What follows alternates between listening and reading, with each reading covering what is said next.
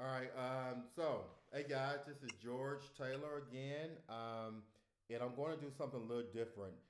One thing that I wanted to do was I discussed building the spiritual statements a couple of days ago. I think it was Sunday, um, and you have another video coming up in a couple of days. But I want to kind of talk about the meaning in a very organic way. You guys know how I do it. I keep it real. I keep it authentic because that's what entrepreneurs do. Um, and so I have my friend here, also a former student. For full disclosure, his name is Daniel. And so, what Daniel and I are going to spend a couple minutes talking about is how we perceive the utility of creating these spiritual based statements in a very authentic way. This is not rehearsed. We're going straight off the cuff. And we're going to spend about 5 minutes at the most and just kind of discuss what it means to us right at this present moment, um, and apply it to what we're doing in our lives. Again, this goes back to chapter one. I said in chapter one to bounce your statements with someone you care about, someone that you're close to, someone that you work with, because it's good to have that outside perspective. Let me go over my spiritual based statements again, and then we're going to bring in Daniel to get his perspective.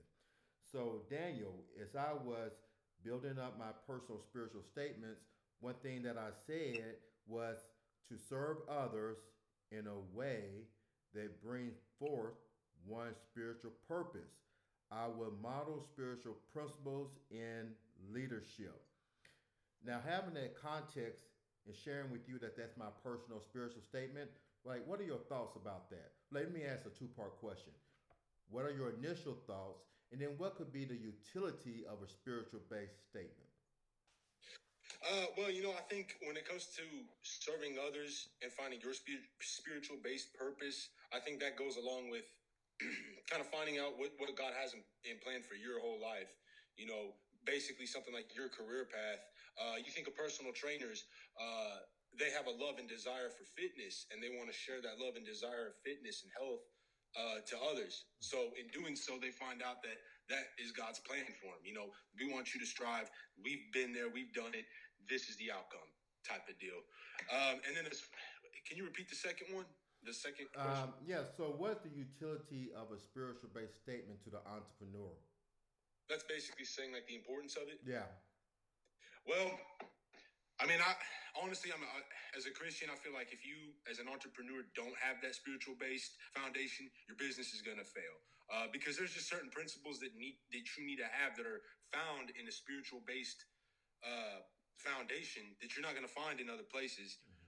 Things like looking out for those that can't do anything for you. What are you going to do for that if you're running a restaurant for that homeless person that's going to come in there asking for food, but he can't pay? Are you going to be able to pay him or feed him? Things like that, and that goes across the board with any business. I feel like, you know. Yeah, I think that's very important what you're saying because the additional exercise in chapter one is connecting the spiritual statements, meaning your personal spiritual statement, to your business. And what you said was a very intuitive way of exactly what I'm trying to drive at. So how are you going to know how to treat that customer that may not be able to do for themselves, or they may come from a different space than you, without being spiritually grounded? And so another thing that chapter one works over or goes over it very well, at least in my opinion, is making sure that we make that conscious connection between our spiritual core, our personal spiritual core, to our business. And one thing that you shared with me is that you're looking at a couple of entrepreneur endeavors. One is sales, and then of course the real estate business that you're thinking about doing.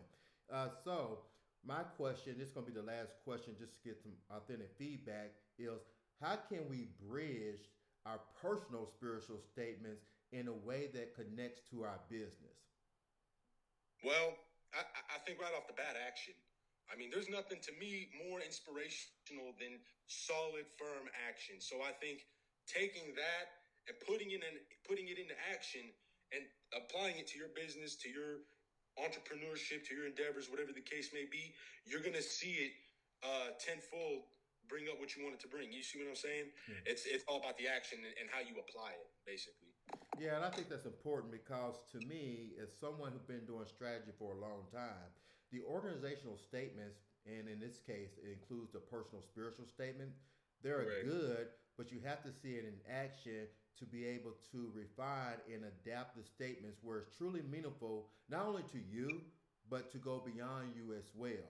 And one of the things that's key in the Blessed Strategy framework is to make sure that this strategy or these personal statements are efficiently extended to your business and embraced by your internal stakeholders, meaning your customers and your employees, and then that extends out to the local communities and beyond. So, having said that, this was something very organic that Daniel and I we were talking, and we want to we said capture it. You know, one of my favorite things to do is take that musician's mindset. And musicians, I actually say they're jam out in a section, right?